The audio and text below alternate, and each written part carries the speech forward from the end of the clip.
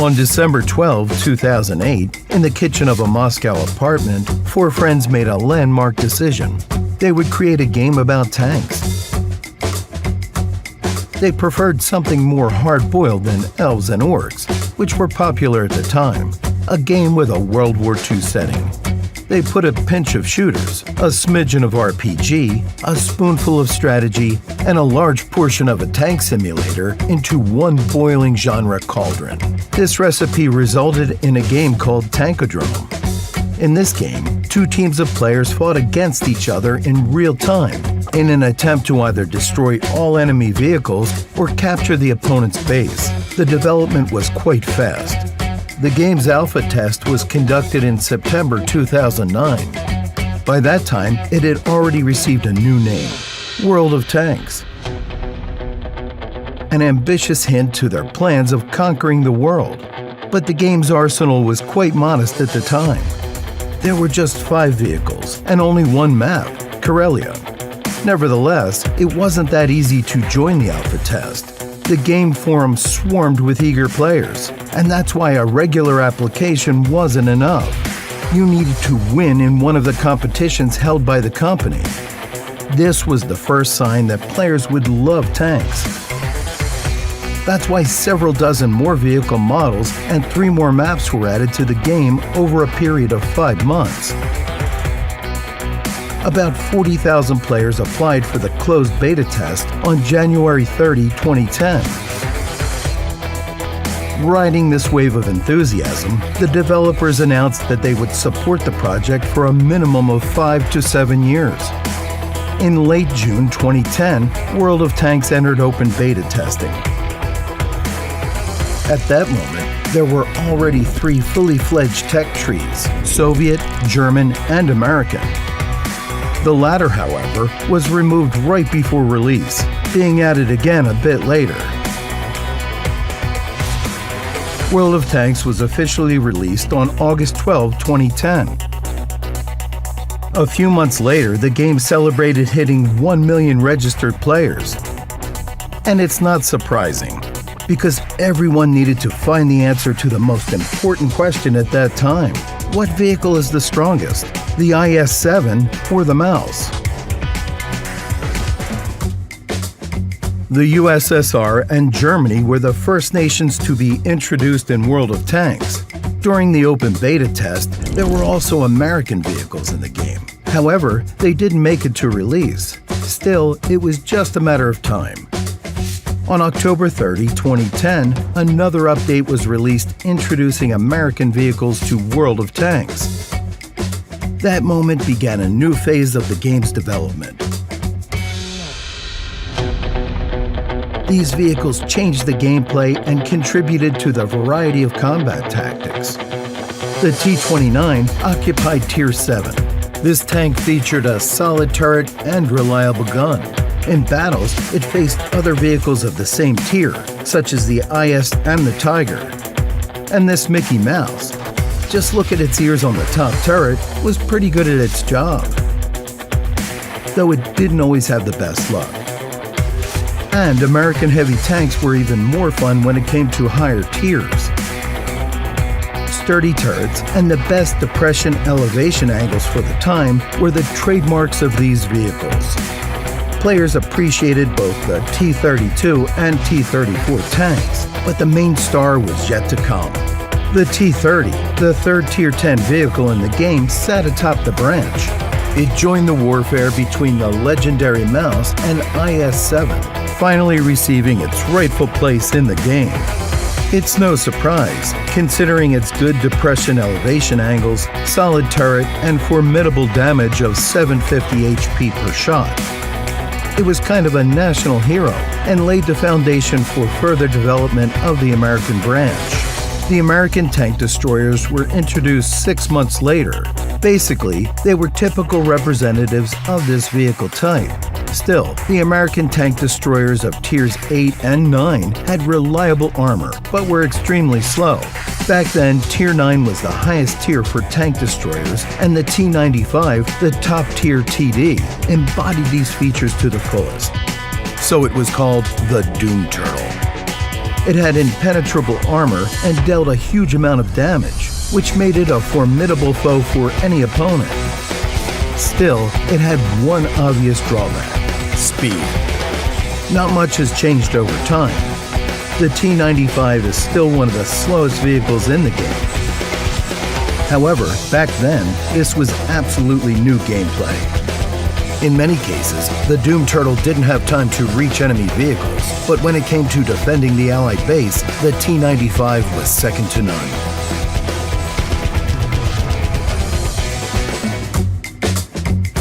December 2010.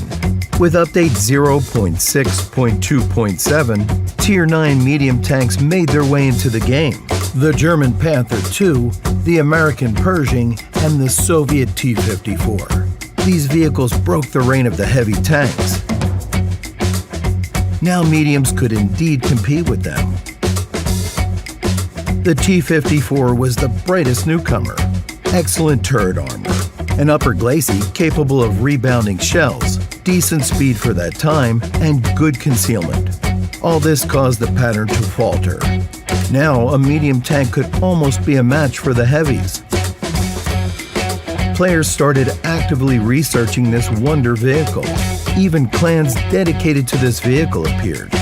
At one point, T-54s flooded random battles.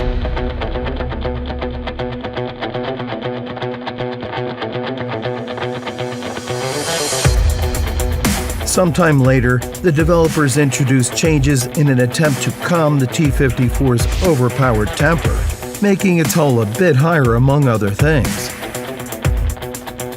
As a result, the upper glacis angle changed several degrees, and it was now easier to penetrate it, but that's another story. Regarding the Tier 9 mediums, another interesting vehicle joined their ranks a little bit later. The German E-50, which replaced the Panther II, moving the latter to Tier 8. It occupied its niche in the game right away. The vehicle's hull shape and armor style were the same as the E-75 heavy tank, but a bit lighter.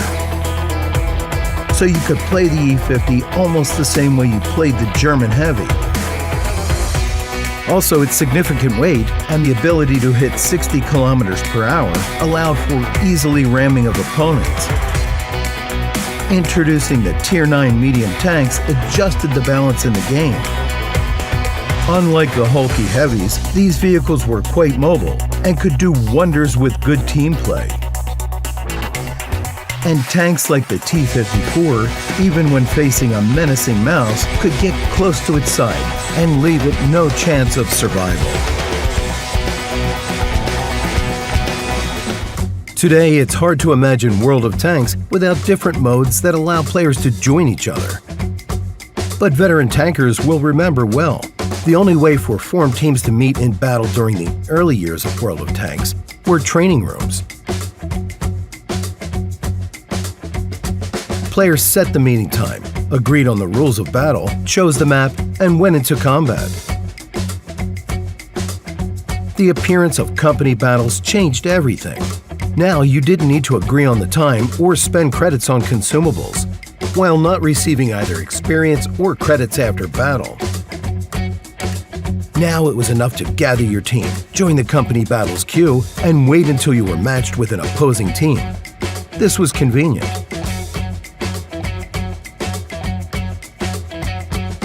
The teams in a company were formed not by number of players, but by the sum of vehicle tiers, up to 90 points. The principle was simple. One vehicle tier equaled 1 point. There could be up to 15 vehicles in a company, but obviously not all of them could be Tier 10s. That's where all the fun began. Players started experimenting with the most incredible vehicle setups, which the battle tactics heavily depended on. One of the most reckless setups was the one with several Su-26s, the Tier 3 SPG. Fighting together with heavy and medium tanks, they brought a real sense of chaos to the battlefield. Their outstanding rate of fire made them true piranhas in battle. Under the fire of several Su-26s, a heavy tank would lose its tracks quickly. Then, Shell after shell, they would gnaw away at its HP and leave it immobile on the battlefield for good. Company battles became a good launchpad for aspiring commanders because someone had to control players in battle. A voice chat that was added to the game was used to do so. Commanding their tankers became a true art, which many players enjoyed with rapt interest during streams.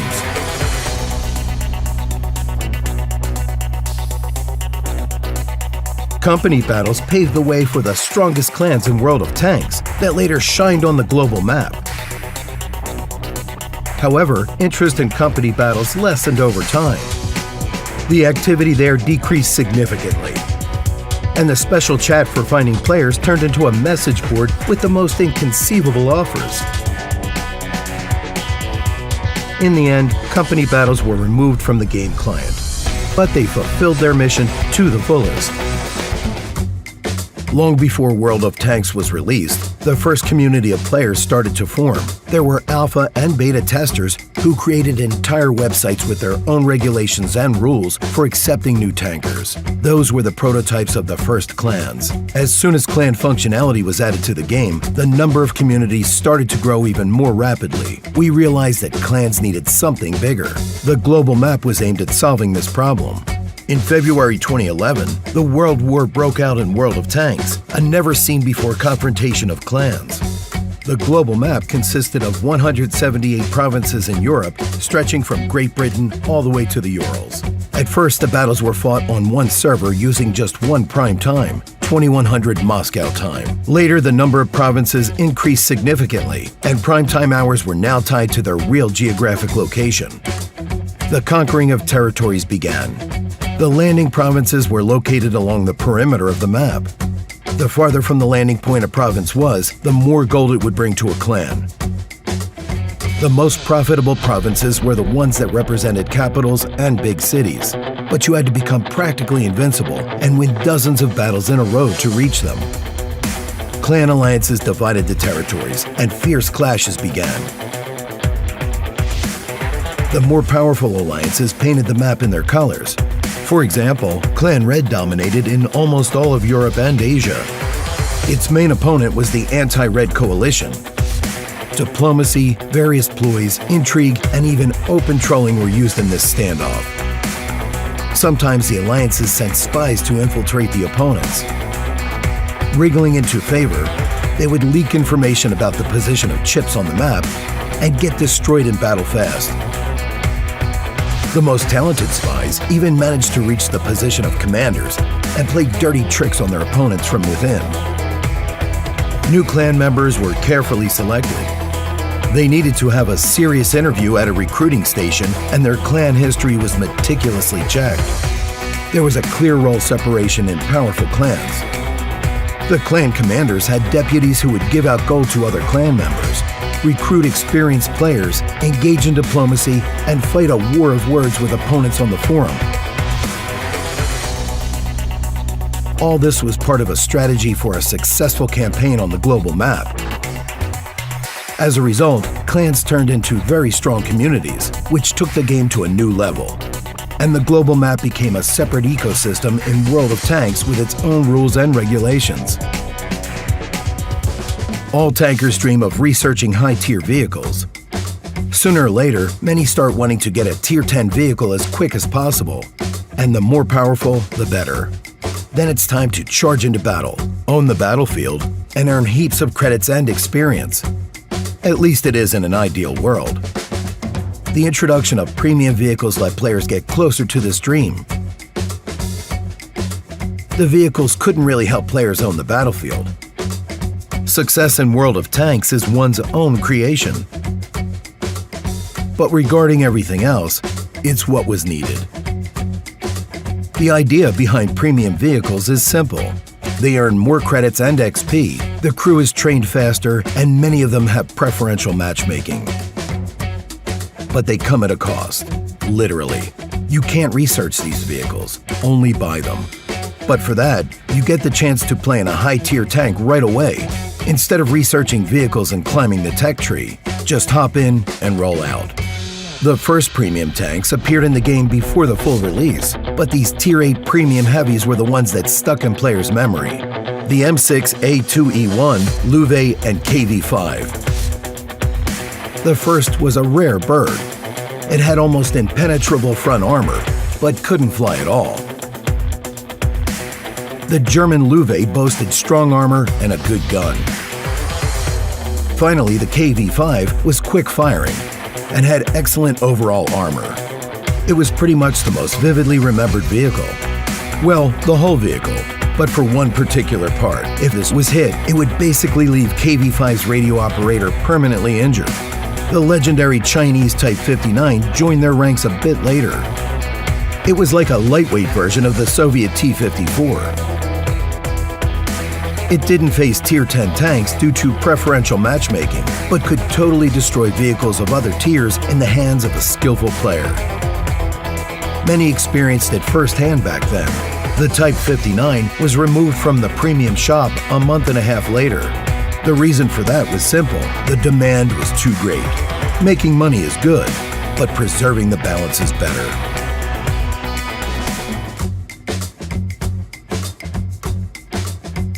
In the times of greener grass and taller trees, World of Tanks was a game with quite measured, unhurried gameplay.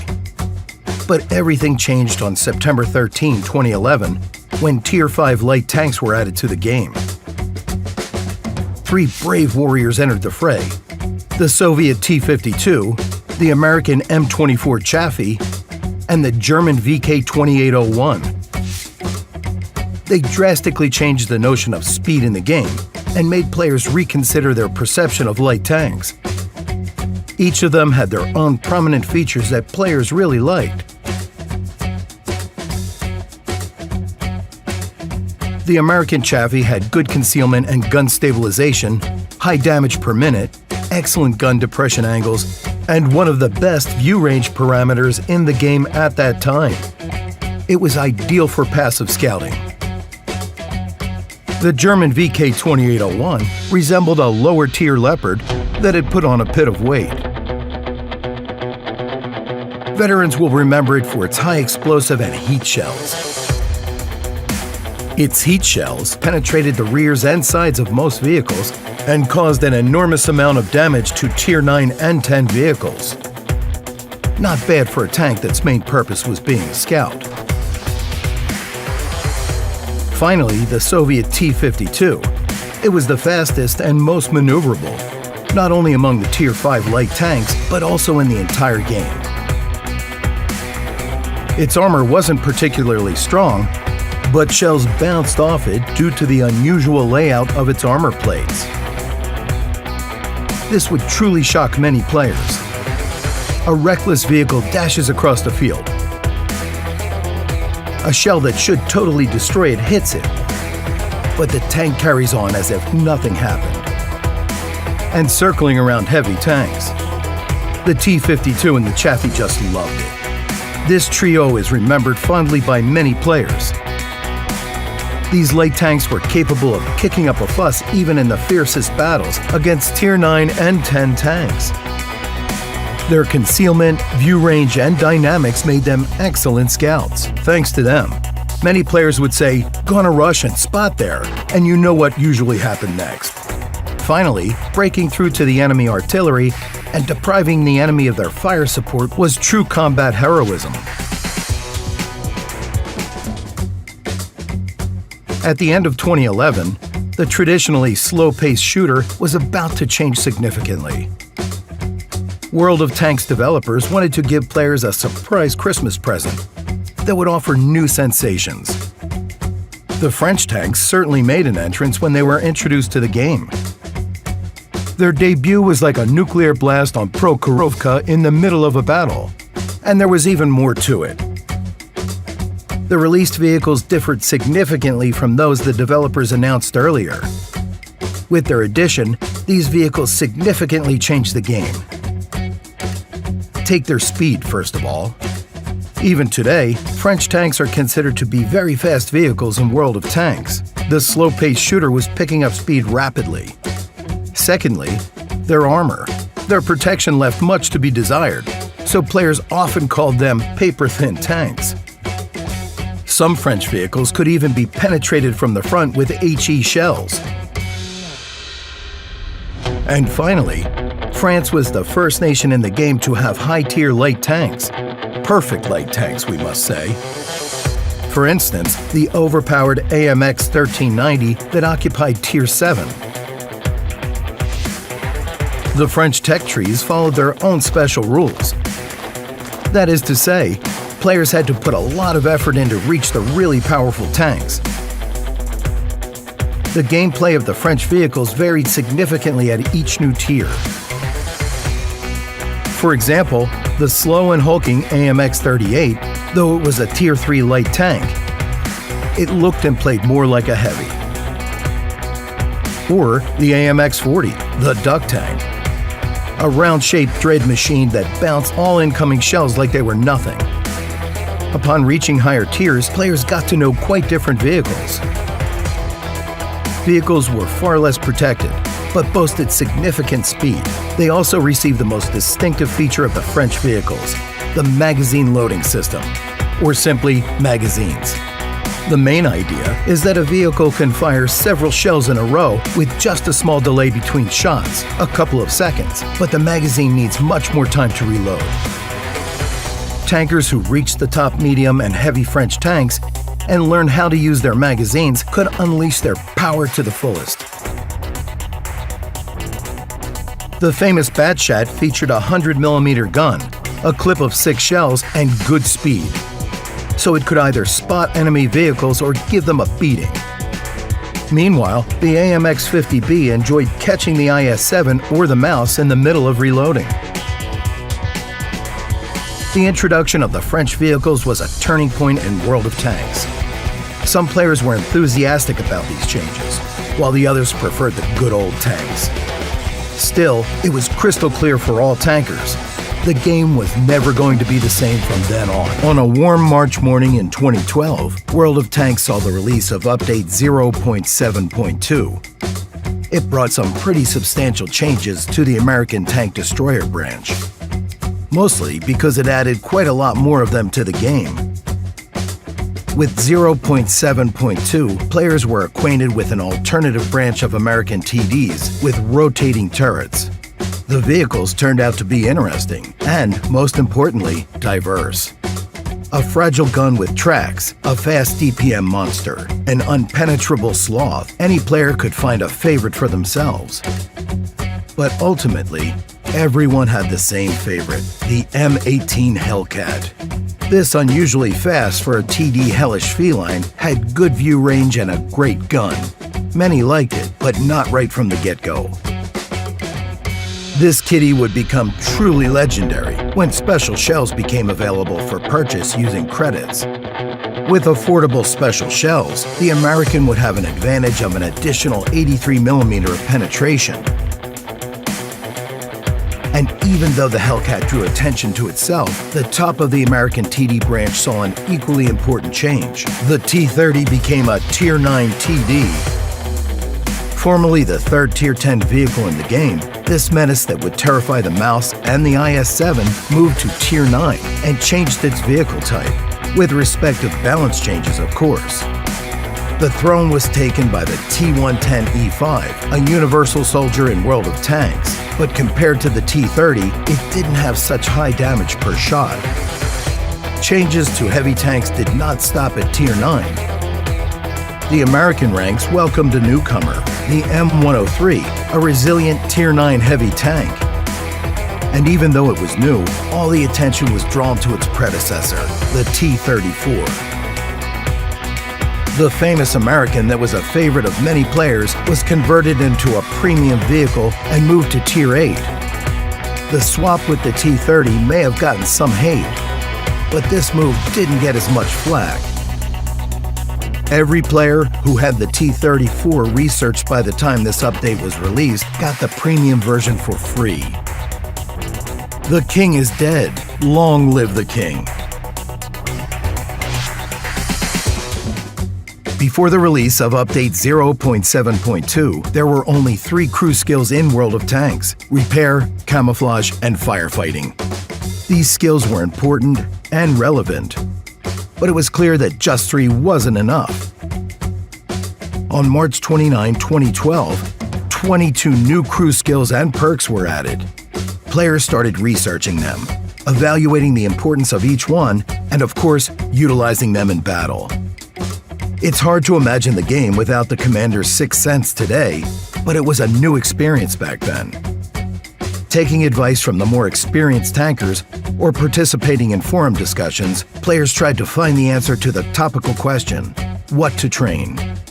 It hadn't become clear to everyone at once. More experienced players immediately gave priority to sixth sense. Less experienced tankers experimented. But in the end, the light bulb became the perk that all players trained straight away. The culture of reassigning crews started to develop in the game from that moment. And that makes sense. Training your crew from scratch in each new vehicle was most unfavorable now. In addition to skills and perks, Update 0.7.2 brought mastery badges. The Ace Tanker badge has become a distinctive feature of any self-respecting tanker. This little detail provided new goals to players and threw out a new challenge for them. How can you say it's your favorite tank if you haven't got an Ace Tanker with it? How many Ace Tanker badges do you have? It's hard to get the Ace Tanker in this vehicle. All these phrases came into common use among true tankers. This delicate element of battle evaluation remains important for most players to this day. What can be better than when the enemy dominate, the battle is lost, but you see the golden letter M in the results? Changes in vehicle branches have long become the norm. There are many vehicles. New ones come in to replace old. Some become irrelevant, others, on the contrary, are too good. In any case, it's a natural process that is characteristic of such a large and long-lasting world. On the 3rd of May 2012, with Update 0.7.3, many players could feel the inevitability of this process. In this update, the IS-4 was moved to Tier 10. This Soviet heavy tank, the predecessor of the IS-7, was adored by many players when it was situated at Tier 9. Great overall armor allowed the vehicle to show off when it was top tier in battle. In other words, it allowed it to dominate. In skilled hands, the IS-4 could cut through enemy vehicles like butter, and it was not just good, it was too good when compared to the rest. Ironically, when it was still at Tier 9, the players loved the vehicle so much that they asked for it to be moved to Tier 10. However, like it often happens, the result was not well received by everybody. The ST-1 arrived at Tier 9. It was good, tanky, well-armored, just like it was supposed to be. And the IS-4 received a number of improvements related to its new tier. But it wasn't enough for many. Now the IS-4 competed not just with other Tier 10s, it was also battling the impression of itself from when it was at Tier 9. And even though the grief from losing a beloved vehicle was tangible, the natural evolution process always gives something back. In the same patch, the KV heavy tank was no more. Instead, two became one with the introduction of the KV-1 and the KV-2. Those legendary vehicles that have since become irreplaceable are now a staple of Soviet heavy tanks in the middle of the branch. The conservative KV-1 with its derp gun has kept that wild balance between thoughtful and fun gameplay. And even if thoughtful doesn't always stick, the HE gun of the KV-2 will leave you something to remember it by for a long time. A tribute to one of the most fun vehicles to play in World of Tanks. By mid-2012, World of Tanks had almost stopped being a kingdom for heavy tanks. At this time, Tier 10 was still only represented by heavies. But the introduction of Tier 9 medium tanks and tank destroyers significantly reduced the gap between vehicle types. Everyone knew that the expansion of all the branches to Tier 10 was only a matter of time. On July 26, with Update 0.7.5, Tier 10 medium tanks and tank destroyers rolled out onto the battlefield for the first time.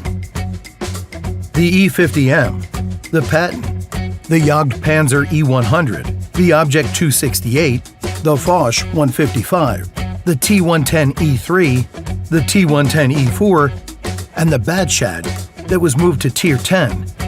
This was the lineup that was to compete for glory with the heavies. And it worked. First of all, the illusory pressure of the upper tier vanished. And secondly, well, the competition was real. Almost every vehicle of the ones listed above had its own unique characteristics, meaning everyone could find a favorite. The E50M, an armored half-heavy with a precise gun. The Patton had the view range and a good turret. The E3, thick frontal armor. The Foch, an autoloader. Badshad, speed and an autoloader. And the Jagdpanzer. It became a new record holder for damage per shot. This slow and menacing, formidable German vehicle could deal more than 1,000 damage per shot and had the best penetration values in the game. But the community didn't think it was the best.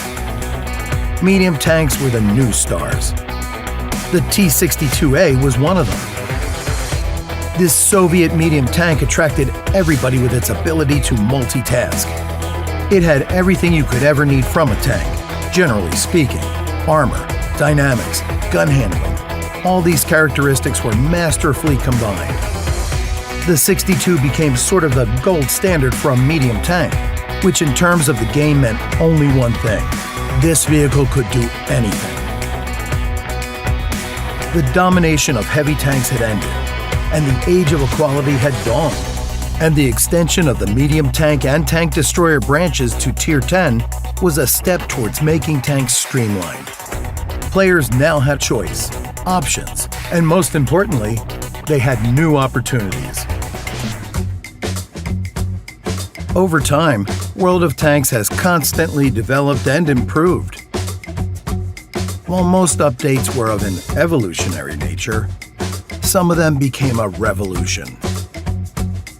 Update 8.0 is one of them. With this update, World of Tanks moved to a new graphic rendering system, which resulted in a significant improvement of the game's graphics, while keeping the system requirements the same. Lighting, shadows, and reflections changed, and new effects were added.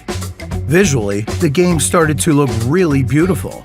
In addition, 10 maps were reworked as part of 8.0, which brought a second life to the familiar maps. The changes were not only cosmetic, but also gameplay related. Some areas were dug up, rocks were rearranged, and spawn points became better balanced. All this work transformed the game. The new vehicle physics also contributed to it. You could hardly say the physics were realistic before Update 8.0. The mouse could roll along a cliff edge and wouldn't slide down. The T-52 wouldn't skid or drift, and colliding with any vehicle resembled a bicycle hitting a brick wall. All these shortcomings disappeared with the introduction of realistic physics. Tanks didn't feel like cardboard boxes anymore, and the gameplay of almost all vehicles changed to some extent or another. Now, fast tanks could roll out to places no one had previously even thought about. Tank destroyers could now keep opponents from getting close to them and became capable of shoving them off in difficult situations. No one was hanging over cliffs anymore. You could miss if you rolled over a humble stone, and taking positions with the help of an allied train became a sign of team play. The introduction of new nations to World of Tanks has always been an important and anticipated occasion. The different tank building schools allowed the developers to explore new ideas. They in turn gave our players new experiences and sensations. British vehicles were introduced to the game with Update 8.1. The Royal Medium and Heavy tanks broke into the game with unprecedented defiance and audacity. First of all, the Centurion Mark 7-1 and the FV-4202 medium tanks were equipped with the famed Hesh shells. They could penetrate 210 millimeters of armor, which frightened any poorly armored vehicle. The idea of dealing at least some damage to practically any enemy vehicle was really appealing to players. The Tier 10 FV-215B heavy tank featured good accuracy and dealt formidable damage per minute. Even the placement of its fuel tanks behind the lower glasses plate and rear turret were of no hindrance. Players adored this vehicle. Shortly after the British vehicles, the Chinese tech tree was introduced to the game as part of an update. Many players were looking forward to them for so long, as the Type 59 had become very popular, and the introduction of other Chinese vehicles was just a matter of time. It's a historical fact that Chinese vehicles resembled Soviet ones but had some unique features. Top-tier Chinese medium tanks dealt high damage per shot and had reliable armor, but they were rather slow and had poor depression elevation angles. However, the Chinese nation was not the last to appear in the game. As part of Update 8.10, a branch of Japanese medium tanks was added to World of Tanks, with the STB-1 at the top.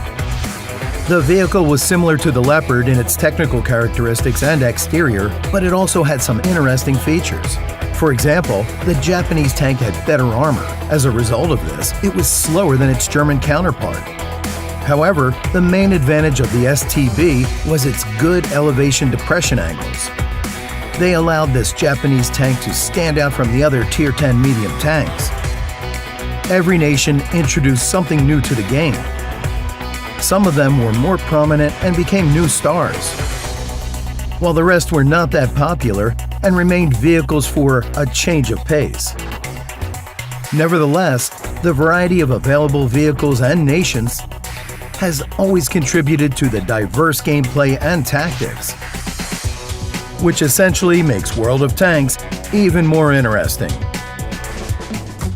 The introduction of Tier 10 medium tanks and tank destroyers to the game was a logical step in the development process. They changed the gameplay, provided players with more possibilities, and contributed to the diverse encounters on the battlefield. However, two vehicle types were still not represented at Tiers 9 and 10: light tanks and SPGs. Extending their branches was not as obvious as that of medium tanks and tank destroyers, but finally it happened for Arty with Update 8.6. Tier 10 SPGs were introduced to World of Tanks. The GWE-100, the Batshat Artillery, the T-92, and the Object 261. These four horsemen were designed to ravage the battlefield and wreck enemies, and they did quite well. The main idea of SPGs remained the same. They still stood at a distance, and players would need to scramble to find cover from their fire. However, these already destructive aspects were supplemented with a most impressive one-shots of Tier 10 vehicles. A Tier 10 SPG could send you right back to the garage at practically any moment in battle. You can't see it, don't know its position, yet it's already armed and willing to bring its wrath down on your doomed head. Despair coupled with frustration. That's what some players felt in their struggle against artillery. Meanwhile, for others, it was good old playing with one hand, eating with the other. To each their own, as they say. Nevertheless, artillery was still proving to be useful. Players would always have to be on the lookout for cover. They'd also be constantly changing positions and counting the time between arty shots. Back then, a mistake in any one of these aspects would be very costly. SPGs have been reworked several times since then. Developers have reduced their strength and power and limited their number in battles. But the feud between artillery and non-artillery players remains even today. A battle with no SPGs is something to celebrate for some players. A battle on Himmelsdorf is a tragedy for others. There have always been special vehicles in World of Tanks. Those that cause emotional responses to come from players. They could be too good, unexpectedly fun to play, or just unusual. But one thing that they have in common is that they always become favorites. The British tank destroyers were introduced in late February 2013. The branch generally featured slow, well-armored vehicles with good damage per minute. But one stood out. The crown of the branch was the FV-215B-183. It took little time for tankers to nickname it the Death Star. The reasons for that were quite obvious. The vehicle had special high-explosive shells with an armor penetration of 275 mm and average damage of 1,750. Under certain conditions, the FP could take out an IS-7 with one shot. But of course, this British powerhouse consistently popped those who were softer and had fewer hit points. Medium tanks, for example. Anyway, dishing out insta-kills every 30 seconds in something that didn't look down on the enemy from above appeared to be entertaining for many players. That's why it's difficult to overestimate the popularity of this vehicle. The Death Star was like the KV-2, but a Tier 10, and it remained as such for a long time. But this isn't the only special TD. 8 months after the introduction of the FV, another upheaval came to World of Tanks, the Waffenträger E100. This German TD could easily play the Xenomorph in a tank remake of Alien. And that's not only a reference to the vehicle's look, it also had a temperament to match. During its first year in the game, the German was truly devastating. It had a 6-shell autoloader, a damage per shot of 560, a 2-second reload between shots, an aiming time of 1.5 seconds, accuracy of 0.29, and 352 mm of armor penetration with a special shell. No vehicle before or after the Waffenträger had such a set of gun characteristics. This tank destroyer was capable of taking out a full-health mouse. The Waffenträger's reputation made players focus on it after just a few weeks. The logic was simple. Either we destroy it now, or it reloads and it's going to be bad for everyone. All we can do now is remember what a beast it was. The Waffenträger was understandably replaced with the Grill 15. The alien indeed turned out to be an alien. World of Tanks hit another landmark on April 15, 2014. On this day, the large-scale update 9.0 was released. Players had been eagerly awaiting it, and it was also of great importance to the devs. That's why an appropriate name for it was chosen: New Frontiers. The first thing that pleased the eye were the graphical changes. From the revamped garage that became more spacious and atmospheric to the first 10 tanks in HD. All surfaces in the game, be it metal, wood, or stone, now looked more natural. And it was now a real pleasure watching how the wheels and tracks moved on uneven surfaces. They followed the map terrain precisely. The most impressive effect was the turret being launched in the air when ammo racked. This was truly spectacular. Now, players would aim more carefully, hoping to enjoy this unforgettable moment and also bring down even the most menacing opponent with a single shell. In addition to graphics, the aural fidelity was improved too. All musical pieces from the game were remastered in the famous Abbey Road Studios in London, where the legendary Beatles recorded their music. Also, 4 maps were reworked for gameplay and balance purposes. But one of the most significant new features was a new mode called Historical Battles, in which the battles were fought only in the vehicles that existed in real life in their historical configurations. Players could feel like the participants of the Battle of Kursk, Operation Spring Awakening, or the Ardennes Breakthrough, and immerse themselves in the atmosphere of famous tank battles. There were many changes indeed, but unfortunately, sometimes everything doesn't go smoothly. Player enthusiasm started fading away right after the release. The FPS rate could be low, it could freeze or lag when switching to the sniper mode, and sometimes the game even crashed during battle. All these problems became massive. There also were balance issues in historical battles. Defeating the German side was problematic, because even premium shells couldn't penetrate the Tiger's front. All this left players confused. The developers had to fix everything from scratch, and many fixes were implemented in the following updates. But this is exactly how the game matured, using trial and error. The global map in World of Tanks quickly became the platform for confrontations between the strongest clans. The best players fought there. There were conspiracies, intrigue, and it had its own indescribable atmosphere. However, not everyone was ready to take on this new venture. That's why something else was required in addition to the global map, something easily available. And that something was strongholds. A stronghold is a clan's virtual base, where members need to build structures to get various economic bonuses, clan reserves. These reserves can boost the XP and credit income. And what's even better is that they work in all types of battle. The material to build structures and prepare reserves was industrial resource, which was earned in stronghold battles. Players quickly decided to call industrial resource boxes, and almost every clan had its own farm, with members making the process fun. Immediately after strongholds were introduced, only skirmishes were available. In these battles, teams were randomly matched, unlike on the global map, and players weren't limited to just Tier 10, but could battle it out in Tier 6 and Tier 8 vehicles.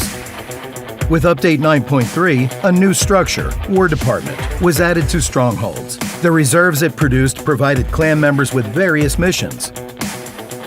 Completing them rewarded players with days of premium account or gold. When the option of upgrading structures to level 10 was unlocked, things got serious. When building structures higher than level 4, a new mode, Stronghold Battles, became mandatory. In this mode, clans needed to protect their strongholds 6 days a week and could plan attacks on other clans 2 weeks in advance.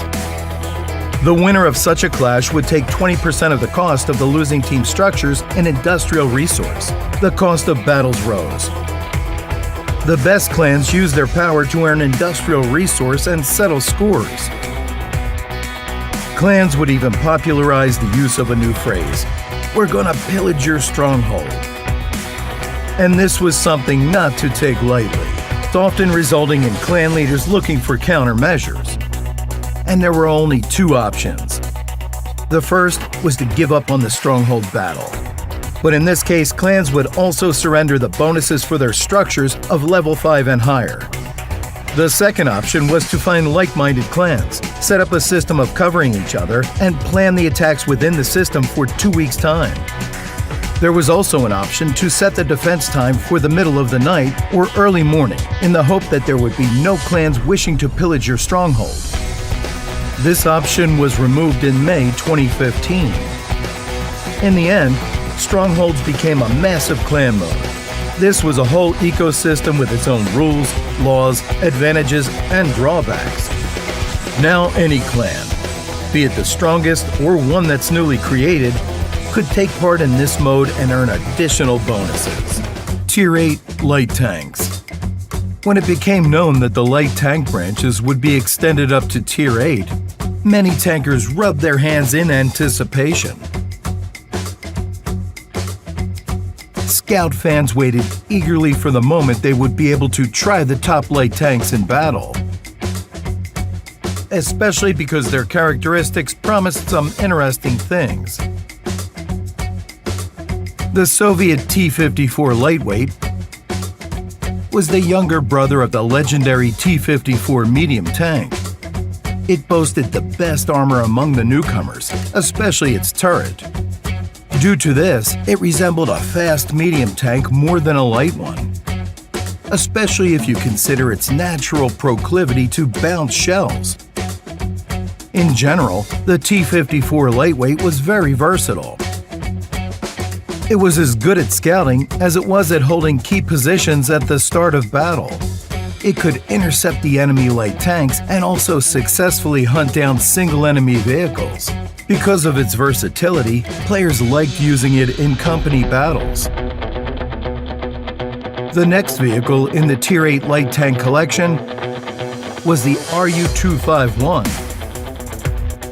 Despite the RU in its name, it was the top light vehicle in the German branch, and its full designation was the Spähpanzer RU-251. This vehicle was a natural-born scout. Reaching 80 kilometers per hour, this omnipresent beast also had an excellent view range of 400 meters. And when you have this alongside its gun boasting good accuracy, armor penetration, and damage per minute parameters, you get a very cunning scout. But its paper-thin armor left a lot to be desired. In fact, it would crumble from the slightest enemy hit. The most fun Tier 8 light tank was the American T-49. With this vehicle, tankers could really enjoy themselves.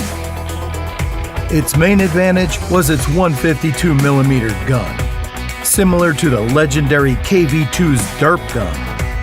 The T-49 could land heavy, high-explosive hits that could cause anywhere from 700 to 1,000 damage when penetrating the enemy vehicle. And we're not even going to talk about its heat shells. It could send the enemy light tanks to the garage with one shot, and even take off a good chunk of hit points from the mouths. However, it had to pay for this with its low accuracy and long aiming time. But the outcome was more often than not worth the wait. Later, the light tank branches were extended to Tier 10, but it was the introduction of Tier 8 scouts that became a turning point for this vehicle type. The fans of speed and recon got their coveted high-tier vehicles, and the game received new tanks that Tier 10 vehicles had to reckon with. From its very release, World of Tanks has been constantly changing. Maps were reworked, vehicle characteristics were changed, new physics was added. But World of Tanks was always based on one thing: classic 15 versus 15 battles. They became a sort of gold standard, and even if some game modes had their peculiarities, they conceptually still remained the same as a random battle. However, over time, new game modes were added to World of Tanks, and sometimes they were nothing like random battles. In spring of 2014, a special Labyrinth April Fool's event was added to the game. It was a random battle on a special 8-bit Tails map, and everyone had the same vehicle, an SPG named Carl. And it was also distinctly retro. Players loved it. Now you could get away calling the game Battle City. But the developers didn't stop there. On June 12th of the same year, another special mode was introduced, a football-themed one. 6 tankers participated in each match, 3 per team. You could only play in the special T-62A sport vehicle, and the match would end when 3 goals were scored, unless the final whistle came first.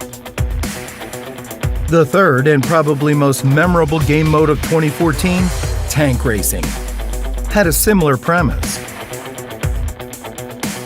Fun rides in the special M24 Chaffee sport vehicles weren't just well received by players, they became legendary.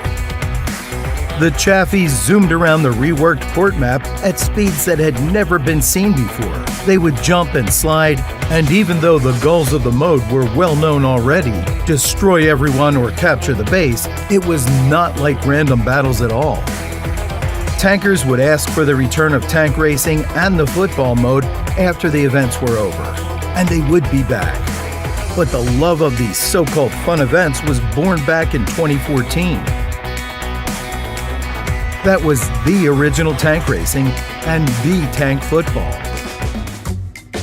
On January 15, 2015, something important happened in World of Tanks. That was the day personal missions were added to the game. Made up of 4 operations, they formed an extensive campaign. Players received a unique vehicle for each operation they completed. Even to this day, some players still haven't completed the first campaign. Back then, practically everyone wanted to add the Object 260 to their collection. The personal missions for each operation were separated by vehicle types, a total of 15 missions for each type. Players could complete the first 14 missions in any order. However, they had to complete these missions before being able to take on the last one. The concept of personal missions is pretty simple. You have a mission and you try to complete it. Some of them can be completed easily, while the others are pretty tough and require both luck and skill. Additionally, each mission is best completed using certain vehicles. Vehicles boasting a high rate of fire or equipped with a magazine are better suited for setting enemies on fire. Obviously, you'd better choose a heavy tank with sturdy armor for blocking damage instead of a paper-thin French tank. As for capturing a base, the choice is yours. Personal missions provided players with new and clear goals. 4.5 years after the game's initial release, personal missions offered new challenges to those who had already researched all the vehicles or those who had simply lost interest. They pushed the limits and gave players something fresh. The first campaign of personal missions remains relevant even today. The vehicles received for completing them are held in high regard. But most importantly, it's nice to see the mission completed text after a battle, just as it was several years ago. In May 2015, World of Tanks' 5th anniversary was approaching. By that time, many players wanted more diversity in addition to random battles. The developers knew that as well. They wanted to give the players something special. The Domination Game Mode event was introduced with Update 9.9. It was based on new mechanics. Players needed to capture flags and deliver them to their team's base. Depending on the map, the battles lasted 10 minutes and were fought in a 10 versus 10 or a 15 versus 15 format, with teams trying to score more points than their opponents by the end of the battle.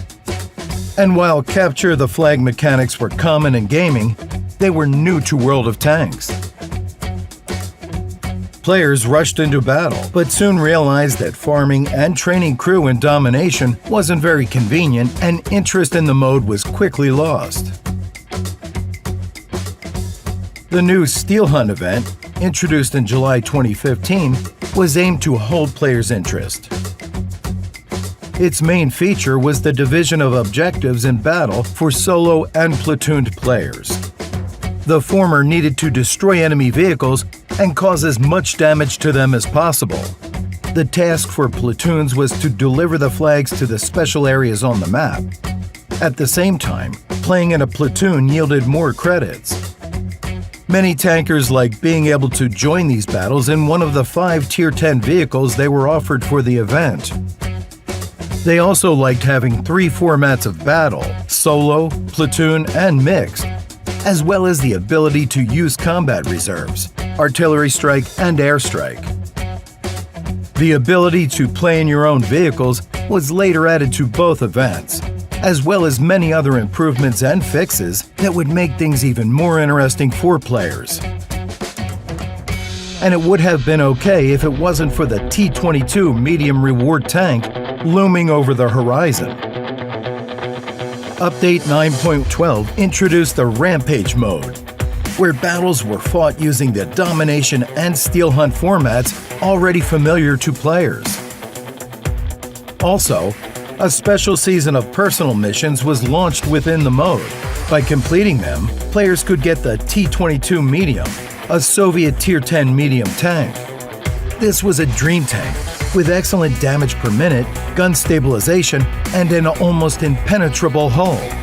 As it turned out, it was an extremely powerful vehicle. But to get it, players needed to complete some extremely difficult missions. But work you enjoy never feels hard.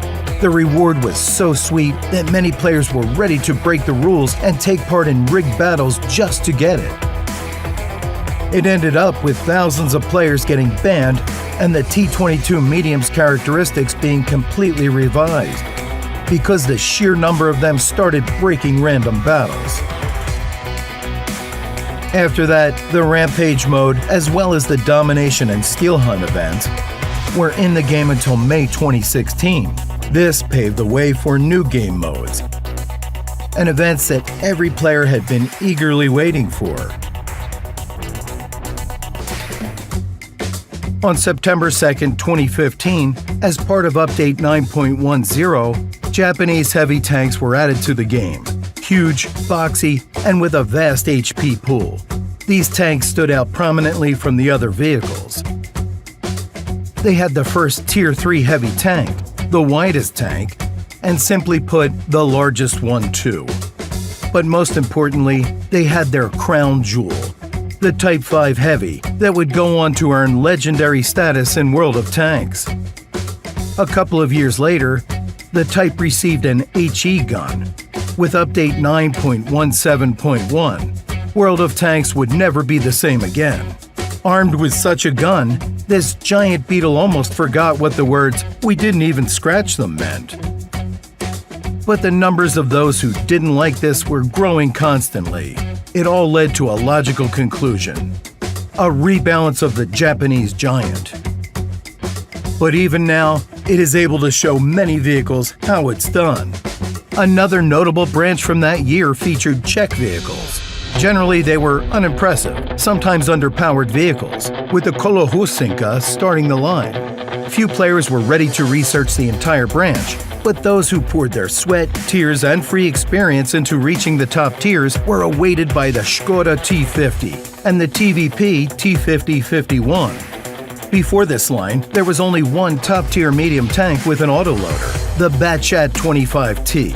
It was good and could destroy a Tier 10 opponent with one magazine. But in comparison, its gun was worse than the Czech ones. Accuracy, aiming, shell loading time, and magazine loading time, the newcomers did it all better. 1,280 damage in 4.5 seconds. This is the kind of result you could expect at Tier 10. However, there was one drawback. In order to succeed with the top-tier Czech vehicles, you needed top-of-the-line skills. The speed of the vehicles, the complexity of playing with an autoloader, and their lack of armor naturally restricted the number of Czech vehicles. While the Type was too good of a vehicle for the masses, the TVP had been a consistently great tank. But it's not for everybody. The year was 2015. There were many rumors spreading around the community that something huge was coming, something that would revolutionize World of Tanks. On the forums, players said that Havoc was going to be introduced soon, alongside new physics, sounds, and HD maps. The World of Tanks team also hinted at the great plans they had for the game. For what it's worth, the developers wanted to introduce Rampage, a mode that would take place in an alternative historical timeline. Let alone many technical solutions that were supposed to become a basis for improving the game's graphics and performance. In early October 2015, at Igromir, the developers announced that Update 10.0 Rubicon would be coming to World of Tanks. The update was to be released in the end of October. Players held their breath. However, as the release date came closer, more and more previously announced features were being cancelled. As a result, the outcome didn't live up to the promises and expectations that had been set. When players found out that the update would not include all the features they expected, their anger had no end. No other video on the World of Tanks YouTube channel got as many dislikes as the ASAP episode, dedicated to the Rubicon update. The common test of the update included an uncountable number of bugs and other issues. That was the final straw. Player resentment was inevitable. The company made the difficult, yet right decision to cancel the Rubicon update. Viktor Kisely addressed players personally on behalf of the company and apologized to the tank community. He thanked players for their feedback and announced Update 9.12. This update still had some of the promised features. For example, the Rampage game mode, the PvE tutorial, and the new viewing mechanics, among other changes. However, this was another ordinary patch. It could have been a good update if it wasn't for its original name. World of Tanks approached its own Rubicon, but unfortunately was unable to cross it back in 2015. Nevertheless, it became an important milestone in the game's history and a perfect lesson. Having learned from this lesson, the World of Tanks team began listening to the expectations of players more attentively. As a result, it allowed the team to adjust the game's development properly, and eventually release the landmark Update 1.0. They did not only restore the damaged reputation, but even managed to improve it. March 2016.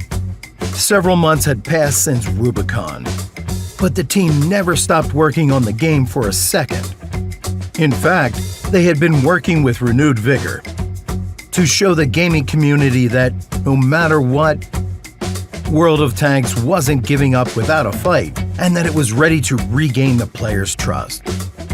It had been announced that new improved tank physics and sounds would be added to the game in Update 0.9.14. The changes were revolutionary.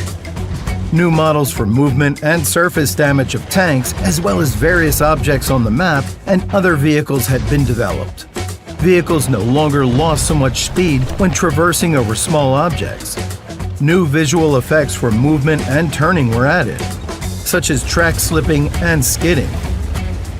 It was even possible to drift, do an escape turn, and flip the vehicle. Improved sound became another impressive new feature. Tanks just sounded different. After switching to a better audio engine, the development team didn't just re-record all the sound in the game, they built a new World of Tanks soundscape system. Tankers not only saw how the battle unfolded, but they could clearly hear it as well. With some practice, they could determine if an engine was gas or diesel, or which shell type struck their vehicle and whether serious damage had been dealt, based solely on the sound. Also, they could use sound settings to change the sound quality to better suit their computer. Everyone had a reaction to these changes. The forums became filled with hundreds of pages of discussions talking about the new features. It took a couple of months to get used to them, but in the end, time put everything in its place. Nowadays, it's impossible to imagine World of Tanks without great visual effects and escape turns, or without the deep, saturated sound of shots, ricochets, and penetrations. Over time, spectacular game events and fun modes have become one of the most anticipated things in World of Tanks. And every year there are more and more cool events. In the summer of 2016, when all of Europe was closely following the Euro 2016 Championship, World of Tanks held its own Tank Football Championship. The event, loved by many players, made its return in style with new features. Just remember how Turbocharger gave great acceleration to vehicles. There was a lot of enthusiasm about the championship, and it was clear that this mode had become an inherent part of World of Tanks. Another landmark event in World of Tanks was celebrated that fall of the same year, the 100th anniversary of the first tank. On September 15, 2016, virtual tankers took part in the Convoy Fun mode on the banks of France's Somme River. Two teams battled in 7 versus 7 format. One team needed to escort an AI-controlled Mark I heavy tank to the enemy base and capture it. The other team needed to stop the convoy no matter what. However, instead of controlling tanks, players were in swift and agile Lanchester armored cars. Essentially, it was the first appearance of wheeled vehicles in World of Tanks. Players liked the idea of handling maneuverable wheeled machines instead of heavy and sometimes bulky tanks. placing explosives under the ancient tank, or, on the contrary, providing it with repair kits, respawning many times, using machine guns, or firing a big derp gun. Tankers gladly did this for the 3 weeks of the event. The 100th anniversary of the tank was cheerfully celebrated. But in late October 2017, darkness shrouded the world of tanks' battlefields as the monster tank, Leviathan, crawled out from the darkness. The ruler of the world of destroyed vehicles had arrived for the souls of tanks. Players had to stop this monster by protecting the portal between the two worlds. Thus began the special Halloween mode, Leviathan's Invasion, in World of Tanks. There were 2 mode formats: Onslaught, where tankers fought against AIs, and Mayhem, which was players against players. The unique, multi-turreted Franken and Stein tanks were made available for the fight against Leviathan. Franken caused significant damage from afar, while Stein was more suited for close combat. The vehicles were quite interesting to play, and the opponent wasn't easy to beat. Leviathan was equipped with a gun that dealt 900 damage per shot. It also had additional weapons on the hull sides. This monster was even harder to take down, as it would plant landmines that stunned its enemies. It was also accompanied by 14 minions that would spread out in all directions like cockroaches. In the end, players managed to handle Leviathan, and the gate between the two worlds was protected. Well, in any case, the monster tank hasn't returned to World of Tanks since. The players had a lot of fun with those new events. But those events taught a very valuable lesson. The AI that was tested in the latter 2 events was later used more frequently to create new, interesting modes in World of Tanks. The turning point in the history of World of Tanks was the event in late 2015 that didn't happen. The Rubicon update changed not only the approach to introducing new features to the game, but also the format of interacting with the tank community. Previously, the developers wanted to share the news about interesting new features with players as soon as possible, but now they became much more careful in their announcements. However, the most important aspect remained unchanged. The development team was still committed to making the game better and more interesting. But how do you add new features in a way so that most players will be okay with them? The answer was simple. You needed to work on them with the players themselves. In June 2016, the Sandbox test server was introduced as an environment where the developers could try out changes in the game along with players. And the first thing to test was pivotal in World of Tanks: balance. Global balance changes were much needed at that point, and both the players and developers knew it. But everyone realized that the consequences of such changes could be extremely significant. The list of changes announced for the first Sandbox testing iteration was very extensive. Introducing roles for different vehicle types, artillery rebalancing, changing vehicle maneuverability, recalculating gun damage systems, decreasing shell armor penetration with distance, and many more. The decision was made to rebuild the balance starting from the top of the tech trees and moving down. After the rebalance was tested, Sandbox became the place to try out other features. Initially, players needed to submit an application and make it through selection to get access to the test server. At the same time, the developers pointed out that they were interested in the participation of many players. And indeed, it became much easier to take part on Sandbox. The first surveys after the test showed that players were enthusiastic about the Sandbox idea. They were glad to know that their opinions would prove significant when making decisions. In the end, Sandbox became a truly unique aspect of World of Tanks. It wasn't like a common test nor a super test. There, the developers shared and continue to share their ideas and hypotheses with players, all the while studying player opinions on all experiments. When new features appear on Sandbox, it doesn't mean they will be added to the game.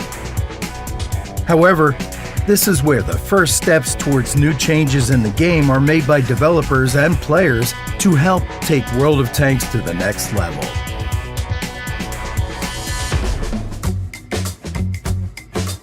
Introducing new nations, arranging vehicle branches, and adjusting vehicle characteristics is a long and continuous process in World of Tanks. The Swedish vehicles were introduced in December 2016. Even seasoned tankers were surprised with them. The Swedish tech tree had two branches. The first branch included light, medium, and heavy tanks, while the second one featured tank destroyers. Even at low tiers, players could research rather interesting vehicles. However, the heavies were the most remarkable. The Tier 8 Amel 1 was a nice vehicle, equipped with a solid oscillating turret featuring amazing 12-degree elevation and depression angles to go with a magazine reloading system. Its big brother, Amel 2, had similar features but better armor and a bigger punch. Finally, the crown jewel of the branch was the Kranwagen. Many players greatly enjoyed it, and in skilled hands, it was a formidable opponent. At the same time, the tank community was extremely excited about the Swedish tank destroyers. They were fast, powerfully armed, and well concealed due to their low silhouettes. There were even several new features. Especially for the Tier 8 to 10 vehicles, the Udis 03, STRV 1030, and the STRV 103B. They had a sloped upper glacis plate, good reverse speed, and two gameplay modes, travel and siege. These vehicles became immensely popular among players. But soon it became obvious that the introduction of new nations dictated changes to the vehicles added much earlier. The German vehicles were the first to be adjusted. Update 9.17.1 delivered numerous changes to several vehicles. Many had their technical characteristics improved, such as the E-Series tanks. However, in certain cases, like the grille, their parameters were reduced. Nevertheless, the heavy tanks underwent the most significant changes. The Maus became the top vehicle of a new branch, and in its place came the Panzerkampfwagen 7, followed the VK4502P Aufspeed. The Maus itself was significantly altered with improvements to its armor and rate of fire. Tiers 8 and 9 were filled by rather similar tanks, the VK100-01P and the Moishen. Ultimately, fans of German vehicles had a lot to research for several weeks after the update released. Once all the adjustments to the German vehicles were complete, the Soviet tech tree underwent its own major changes, replacements, and improvements. But that would take place a year later with update 9.22. It quickly became apparent that the massive scope of changes was truly astounding. But that was only part of the great work going on within all vehicle branches. All the effort was so that players could have as much fun playing as possible. Changes in World of Tanks are a constant process. Updates may be made to maps, vehicles and their particular characteristics, or the graphics. However, global changes that affect all players aren't a regular occurrence. Update 9.18 brought such changes.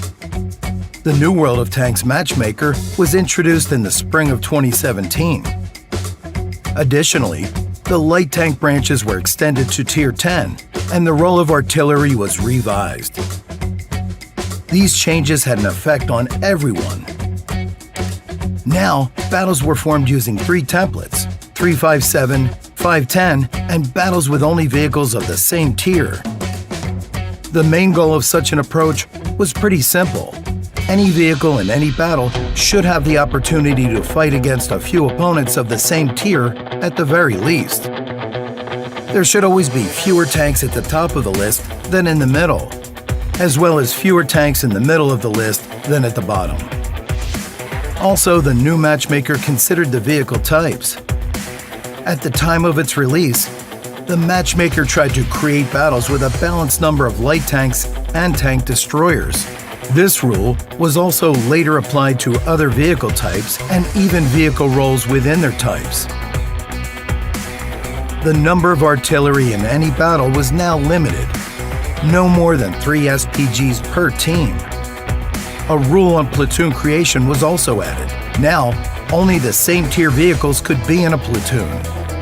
These changes had a positive impact on the game, making it more enjoyable, and solved many problems players had faced before the release of Update 9.18. There were no more tag-alongs in platoons, no more teams with 5 SPGs, no more would one team have 6 tank destroyers, while the other team had none. And most importantly, there were no more hopeless situations. A player couldn't now be the only Tier 8 among Tier 10 vehicles. They always had someone to fight against.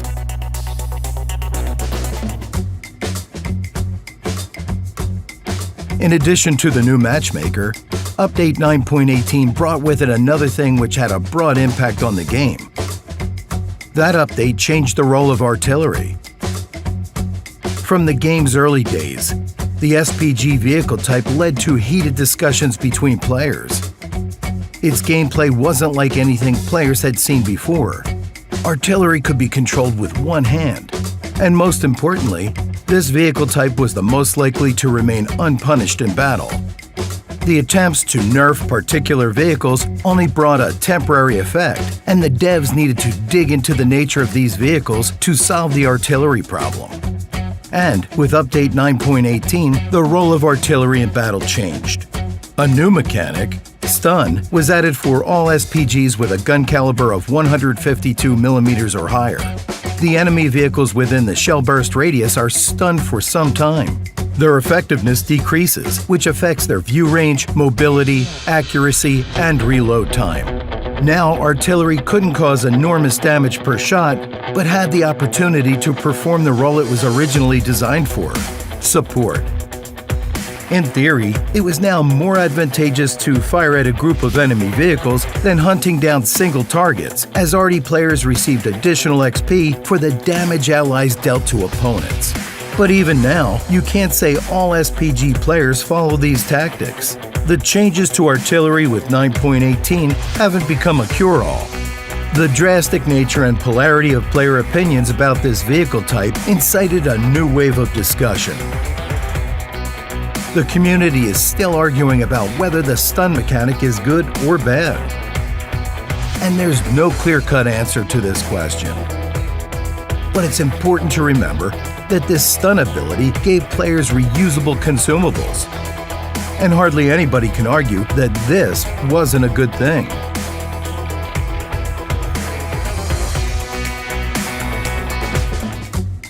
In World of Tanks, players give each other many different nicknames. For example, players that are more skillful or effective than most might be called Carry, Poner, or Pro. Obviously, there are many more nicknames for those who show an inferior skill set. There were many talks among the gaming community about a feature that would allow players of equal skill to fight. That led to a new battle mode being introduced in 2017. Ranked battles allowed each player to prove their combat effectiveness. This special 15 versus 15 mode was available only for Tier 10 vehicles. Based on random battles, the main objective in this mode was to be effective on the battlefield and climb up the leaderboard. Platoons weren't allowed to participate as the mode was initially intended for solo players. The only thing that mattered was your personal skill and your knowledge of your vehicle. As such, so long as you did well during the battle and placed in the top 3 players by experience earned, Even if your team lost, you'd still receive a chevron and move closer to the next rank. Ranked battles were only available for a specific period, a season that was divided into several stages. The idea was fairly straightforward. If you wanted to succeed in a season, you had to do your best each stage. Successful players would climb from rank 1 to rank 5. Ranks 1 and 5 were permanent. While completing stages, tankers kept track of the stats, which showed the position of all players. Players who reached rank 5 still had something to aim for. They could earn vehicle ranks. These ranks granted additional points and helped tankers climb the leaderboard. The final results were published at the end of a season after multiple verifications. Players who placed in the highest positions on the leaderboard received the most valuable rewards. For achieving new ranks, players earned special rewards, credits, personal reserves, and consumables. Tankers picked them up from special crates. These crates could also provide the latest currency, bonds. Bonds couldn't be purchased using credits or gold, and they were used to obtain different items. For example, directives and improved equipment that enhanced vehicle characteristics and crew parameters were available for bonds. For participating in ranked battles, players received special badges. The best of the best enjoyed putting an icon next to their nicknames to boast of their skills to allies and enemies.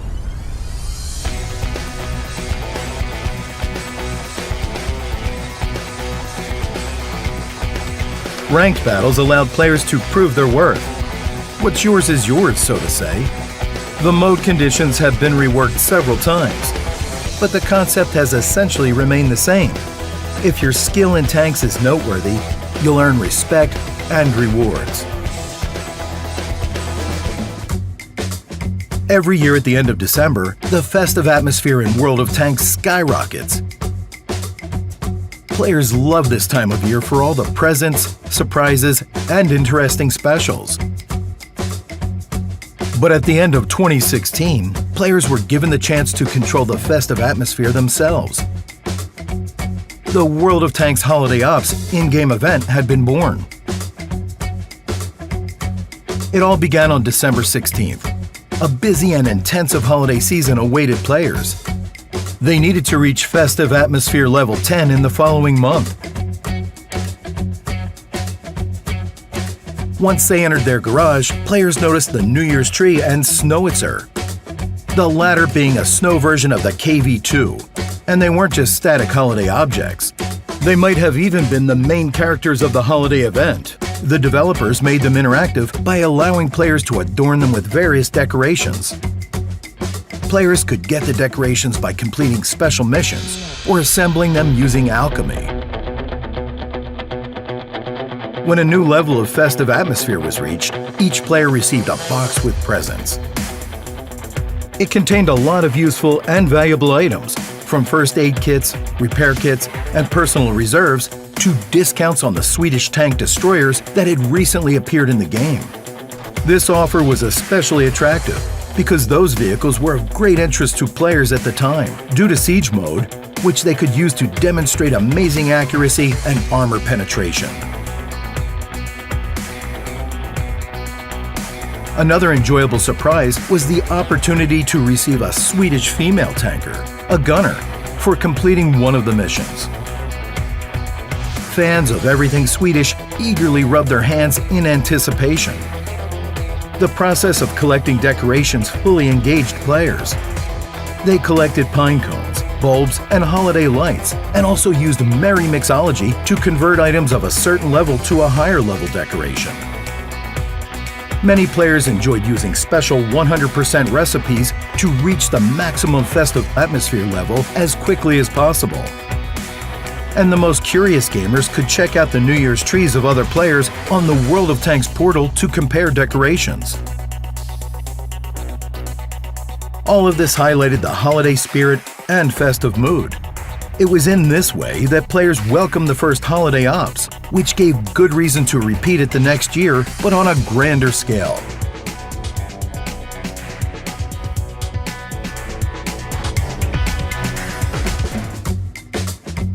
March 20th, 2018 became an important milestone day in World of Tanks. On that day, the game changed completely. World of Tanks received a new look and sound. Update 1.0 had been released. It summed up years of the team's hard work. The game had been significantly reworked in technical terms and switched the client from the old Big World engine to the core engine, specifically created for World of Tanks. It finally allowed the implementation of technology, such as havoc destruction and global illumination. All this provided the opportunity to achieve an incredibly realistic image while also laying the foundation for future graphics changes. At the same time, the optimization allowed players to enjoy all the beauty, even when using the lowest game settings. The first thing players saw was a completely new garage. It was now located outdoors, in a clearing in the woods with many different objects. From that point in the game, players could already appraise the light, shadows, and detailed graphics for every small thing. Another significant change was the revamping of 29 maps. Thanks to the opportunities provided by the upgraded technology, the developers practically recreated them from scratch. Surface textures, water object rendering, sky, lighting, and shadows. Everything had been meticulously redone so that it looked pleasant and realistic to the eyes. Along with the visual changes, some gameplay improvements were made. Hills were added, woods were made more dense, or more places for cover were included. Also, a new atmospheric location was added to the game, Glacier. Covered in ice and snow, and featuring the masts of sunken ships sticking up from the surface, it offered a completely new gaming experience for tankers. The changes in World of Tanks were not only seen, but also heard. More than 60 tracks were created specifically for that update. Each map received its own unique background music. Melodies would change over the course of the battle, becoming uneasy and anxious or motivating and triumphant depending on the team's success. The sounds of the environment, gunfire, and explosions also changed. Everything combined to create a real tank symphony. Update 1.0 proved to be a new impetus in the game's development, becoming a sort of starting point for future World of Tanks changes. The development team had achieved a lot, but it was already clear that the most important work still lay ahead. The first personal missions campaign was an important event in the game. It was a simple and clear concept that gave tankers new goals to strive for. However, it had a drawback. During its 3 years of existence, a significant number of players completed all personal missions and wanted a new challenge. So in August 2018, a new personal missions campaign called Second Front was launched in the game. Conceptually, the two campaigns were almost identical: complete missions and receive rewards. The most dedicated players could receive the grand prize, a vehicle that could not be purchased or received in any other way. But there were differences as well. In Second Front, missions were divided not by vehicle type, but by national formations: Union, Bloc, Alliance, and Coalition. It was up to the player as to which vehicle type they used. Some missions were cumulative. In other words, you didn't need to complete all mission conditions in just one battle. Some found it easier, some didn't. In either case, it was something new, and it required dedication, precisely what was needed. Structurally, Second Front consisted of 3 operations, and completing each one gave a vehicle as a reward: 2 British and 1 Soviet. Although the Tier 6 Excalibur tank destroyer and the Tier 8 Chimera medium tank were undoubtedly good, campaign players actually desired the Object 279 Soviet heavy tank most of all. It had 4 tracks and 0 lower plates, a great gun, thick armor, and most importantly, status. Getting the object is still not easy, so its value can still be felt. It is a symbol of tank mastery. Both personal missions campaigns are still active. Tankers around the world complete them on their quest for desired vehicles and glory, and sooner or later, they will receive their deserved rewards. Usually, the first ones to publicly evaluate new game features and influence players are the World of Tanks YouTube bloggers. Players listen to them, follow their streams closely, and quote them. So the developers thought, what if we try to find out which blogger could lead an army of players? This idea turned out to be really interesting. On August 28, 2018, the Battle of Bloggers game event started in World of Tanks. 4 famous CIS opinion leaders, Amway921, Levshaw, Jove, and Yusha, began a large-scale competition for glory and rewards. Anyone could join one of these 4 teams to support their favorite content creator and prove that their team was the best. The rules were simple. Teams needed to earn points during the event. The one with the most points wins. Points influenced both team and personal progressions. There were several ways to earn them. Players could complete Second Front campaign personal missions, fulfill daily event missions, or invite other players. The latter was the most effective as, if all conditions were met, it could score up to 100 points for the player. And there were many interesting prizes for both the player who invited and the one who was invited. The rewards for participating in the game event were also quite good. Medals, special emblems, a unique style, times 2 XP for 15 battles, bonds, credits, days of premium account, and an unlimited supply of gold. Additionally, the bloggers themselves created their own prizes. They needed to inspire their soldiers to win. On September 18th, the heated battle resulted in Levshaw's team emerging victorious. They had been the most effective. It was especially noticeable based on the number of completed Second Front missions. Levshaw's supporters completed 1 million more than the runner-up. And they were the best in other ways as well. In short, they did a great job. After Levshaw came Yusha, Amway921, and Jove.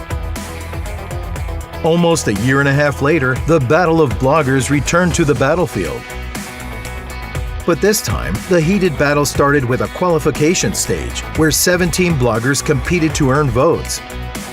In the end, 2 experienced participants, Yusha and Amway921, and 1 newcomer, Corbin Dallas, made it to the finals. Levshaw received an automatic spot as the winner of the previous year's contest. Right as the battle started, Levshaw's team quickly surged into first place and didn't give anyone a chance to take it.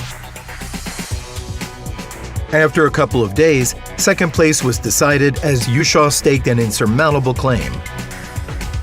Ultimately, the most active battle was fought for third place on the winner's podium.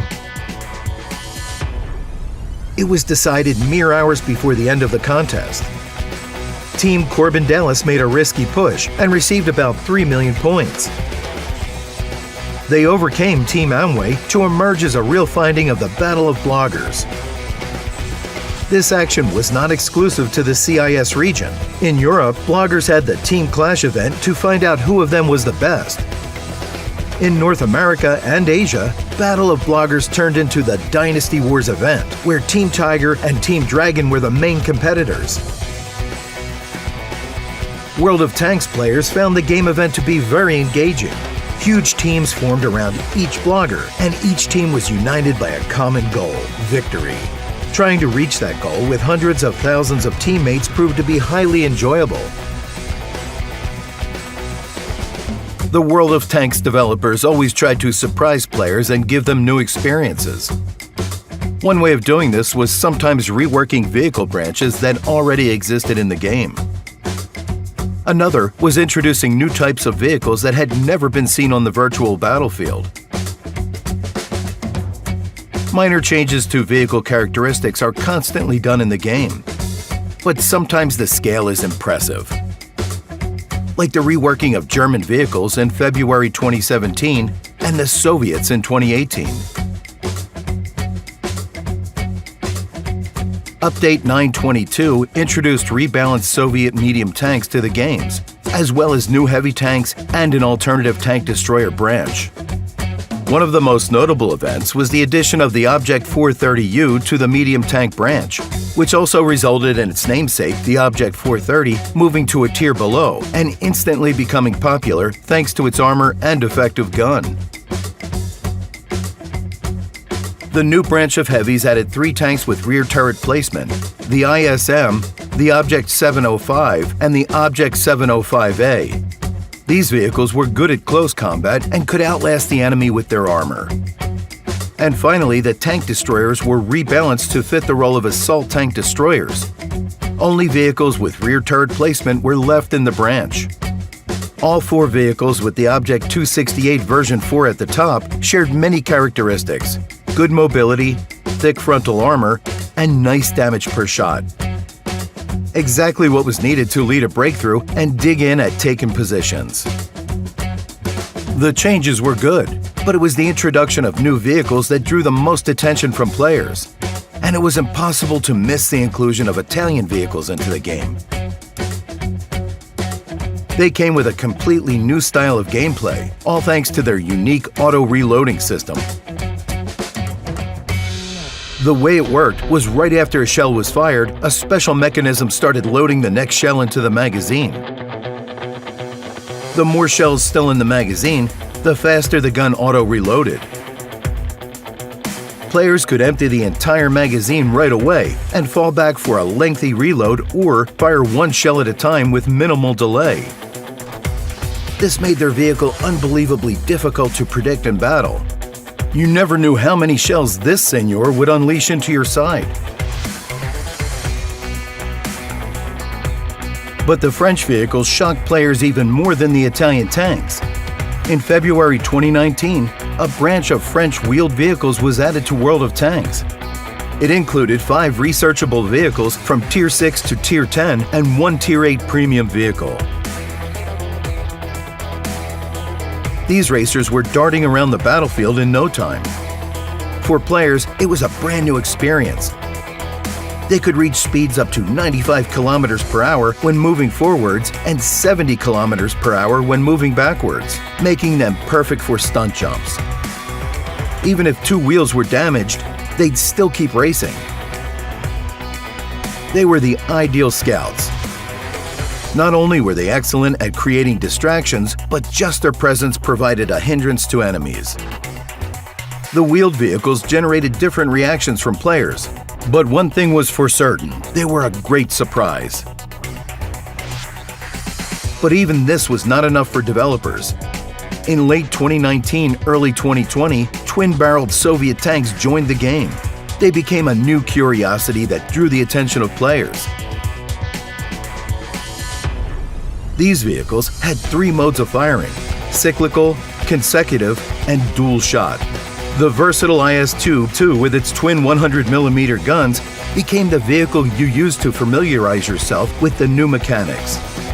The IS-3 was its much more powerful comrade, both in terms of damage and armor. The top ST-2 boasted good elevation and depression angles, and the ability to deal up to 880 alpha damage. It was the crown jewel of the branch, and its main features were the high firepower and the many firing options. All these changes and innovative features injected new life into the game while increasing the amount of variety. But the main thing they proved was that the developers still had enough fresh ideas to surprise virtual commanders. World of Tanks has seen many changes over the years. However, there have also been things that have remained untouched for a very long time. One of them was Premium Account. It had been introduced practically when the game launched as a way to accelerate players' progress and improve a player's gameplay experience. For almost 9 years, it existed without changes. But in the end, its turn arrived. The developers decided that the experience provided by the good old premium account was no longer enough. Tankers wanted more flexibility and more tangible usefulness. So in April 2019, World of Tanks Premium Account was introduced. It didn't really replace Wargaming Premium, rather, it was more of an extension. Although it cost the same as Wargaming Premium account, it gave more advantages to players in addition to the usual plus 50% to experience and credits. First, a manageable experience bonus was added. Players could triple the experience earned from a victorious battle several times a day. And they could select which vehicle to apply it to. But the nice bonuses didn't end there. For example, tankers could add their ×3 multiplier to the daily first victory multiplier and get 5 times more experience as a result. The numbers turned out pretty good. Secondly, players received a reserve stock. It was a sort of piggy bank that received 10% of the credits earned each battle. Every 7 days, the stock opened and everything the player saved was returned to them. It was nothing unusual, just another nice bonus. Thirdly, special daily missions were made available for players. They awarded credits, additional experience, and bonds. The latter, by the way, gave tankers a quick way of saving up for expensive improved equipment in comparison to participating in Tier 10 battles. Fourthly, at the same time as World of Tanks Premium account, an ability to exclude one map from the rotation was added to the game. But owners of World of Tanks Premium enjoyed a bonus here as well, as they could exclude 2 maps instead of 1. And finally, the platoon bonus. It became even better. Now, those playing in a platoon could receive plus 15% to experience. But if even one of them had World of Tanks Premium account, all platoon members received an additional plus 10% to credits, while owners of Premium account got 15%. In short, World of Tanks Premium account really gave more advantages to those who wanted to progress specifically in World of Tanks. For those who played all 3 Wargaming World of Games, they could always use Wargaming Premium account. Players had their choice of many opportunities.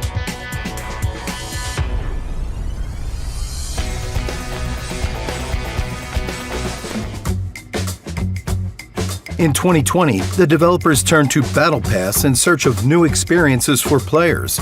For many games, it was nothing new. But there had been nothing like it in World of Tanks before. Then it should be, the World of Tanks team thought. So they offered players Battle Pass, but with its own tank rules.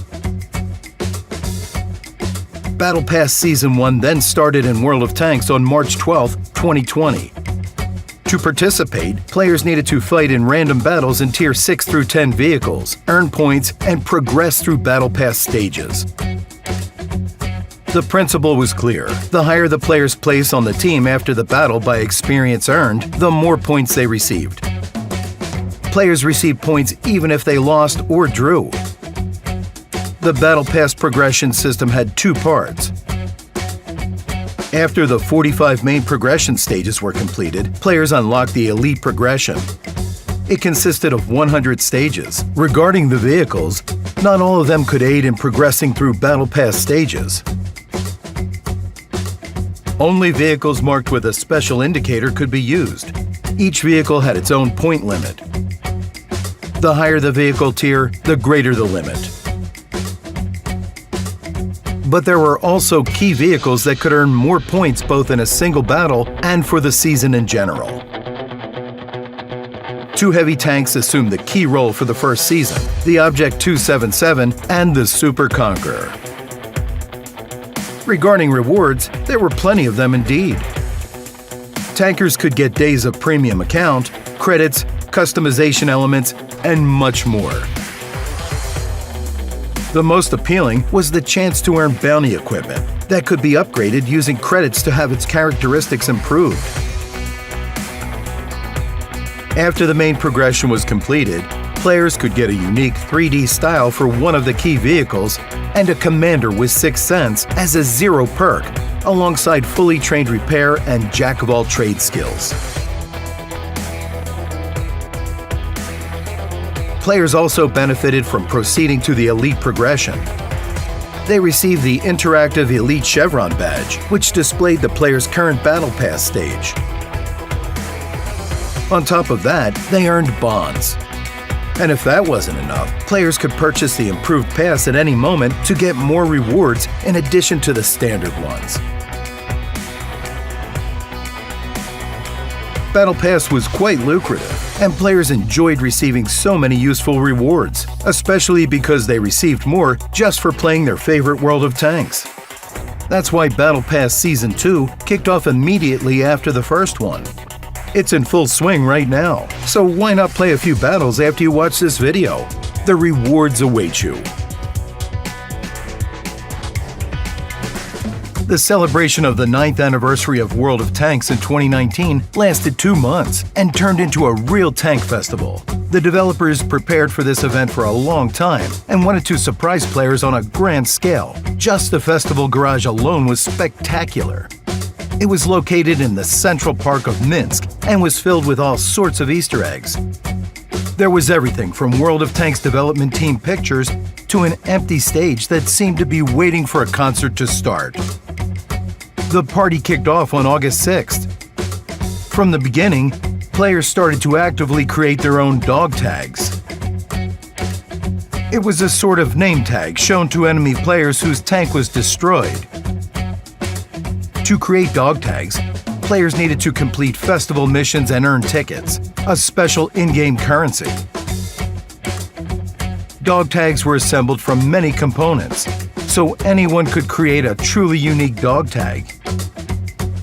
On August 9th, the first festival event commenced in World of Tanks, Czech Holidays. By completing daily missions over 10 days, players could receive a big heap of blueprint fragments to research the branch of fast and mobile Czech tanks. Credits, consumables, and the historical Jan Žižka 3D style for the Škoda T27 tank were also among the rewards. The rewards were worth battling for. After Czech Holidays, Frontline took over the torch. Players took part in Episodes 7 and 8, with a small break between them. Each episode lasted a week, during which tankers fought in a familiar format, 30 versus 30 battles, as attackers or defenders in Tier 8 vehicles only and on a 9 square kilometer map. Episode 7 included a new opportunity to speed up your progression thanks to personal reserves for frontline experience. Episode 8 introduced the new Craftwork map. On Craftwork, tankers fought on open terrain in small towns, among the ruins of ancient castles and on the territory of a power plant. The most experienced participants of Episode 8 had a chance to expand their vehicle collection with a unique tank featuring a free embedded repair kit, the AE Phase 1 American Tier 9 heavy tank. Between frontline episodes, players clashed in a mysterious dreamland in Steel Hunter. Everything was unpredictable, and everyone fought for themselves. To survive in battle, players needed to show everything they were capable of, study Dreamland carefully, research unique vehicles, and collect trophies. The battle was massive, and the rewards were enjoyable. Steel Hunter introduced many new mechanics and truly surprised players. One of the most exciting festival events was the long-awaited return of tank races. Players chose from 3 unique vehicles and dashed as fast as possible to capture the base before their opponents did. Each player could progress through personal and team stages and earn deserved rewards. A unique commander with the Brothers in Arms perk, a unique racing medal, decals, emblems, inscriptions, and much more. Races proved to be one of the funnest modes in World of Tanks once again. But even that was not the end. The Tank Festival went beyond online as Wargaming Fest. Tanker Day became a spectacular celebration that took place in the very heart of Minsk, home of World of Tanks development. More than 250,000 people from 28 countries gathered there as the Offspring performed on the main stage. But there was even more. The concert was streamed online. In front of millions of players, the Offspring performed on that very same stage in the game client. It was a great dessert to an excellent celebration.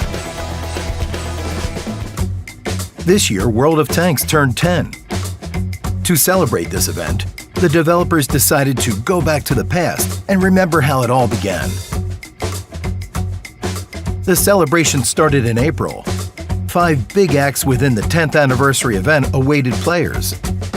Each of them lasted for about a month and was dedicated to 2 years in the life of World of Tanks. From the pages of history, tankers learned what the game was like at the start of its journey and what it's like today. Veterans felt nostalgia, while newcomers witnessed the glorious past of their favorite game. Each act had an active phase and a breather.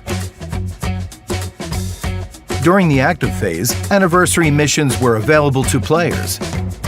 They received anniversary coins for completing them. The coins could be exchanged for unique customization elements and other useful things in the anniversary store. And there was plenty to choose from: spectacular styles, emblems, and decals. Some decals, such as Mighty Mouse, became truly popular and were in great demand by players. During the breather, players could also earn anniversary coins, but the missions were a bit easier. Tankers stormed the battlefield. Since the start of Act 1, players earned billions of coins, which they spent on almost 6,700,000 2D styles, 4 million decals, 3,200,000 emblems, and many more items from the anniversary store.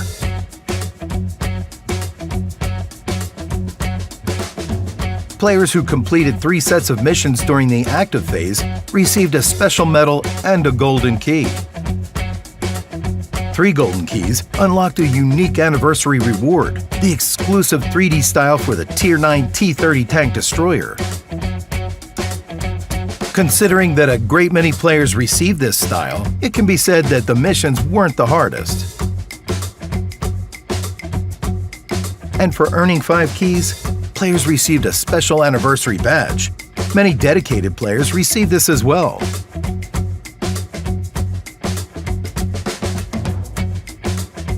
During the active phase, unusual events were held, which allowed players to recall the funniest moments in World of Tanks history. General chat returned to the game for 1 week during Act 1. The chat became full of jokes once again. Players got nostalgic, and someone might have even shed a tear. The tank horn was next in line. Honking horns was fun. Players could honk the horn as a warning, as a greeting, or as a sign of utter dissatisfaction at the behavior of an impudent team member. But in time, the horns went silent. For Act 3, Sturm Tigers rolled onto the battlefields. These behemoths clashed in epic 10 vs 10 fights. Menacing vehicles fiercely fought each other for the first time in the history of World of Tanks. Players spent more than 85,000 hours playing in Sturm Tigers during that event, or almost 10 years. Symbolic. The last event was the 7 vs 7 battles of Timeless Brawl. The rules were already familiar to players: encounter battles, Tier 10 vehicles only, 10-minute battles. This mode was probably one of the most popular during the anniversary celebration, as every 5th battle during the Act 4 active phase was a timeless brawl. That totaled 12,415,000 battles. With 4.3 minutes per battle on average, players spent 101 years in this 7 vs 7 mode. That's more than a century. Players particularly enjoyed Act 5 as pleasant presents awaited them. Each player received, and can still get, 7 premium tanks as a token of gratitude for their time spent in the game. To claim the tanks, just log into the game by October 12th. In fact, players can get not 7 but 8 tanks. Yes, the fast A46 can be purchased using anniversary coins. But for active anniversary participants, this won't be a problem. The months of the anniversary were spectacular for all players. The 10 years of World of Tanks were remarkable. What were these years for you? It's easy to find out. Visit the special 10years.worldoftanks.com website, enter your game name, and learn the average damage you caused to the enemy. How many shots you fired, how many trees you felled, how many enemy vehicles you destroyed, and many other interesting facts. We're sure you have something to admire and tell your friends about regarding the years you've spent playing your favorite game. And thank you for being with us all this time. Congratulations, and back to the battle, tankers.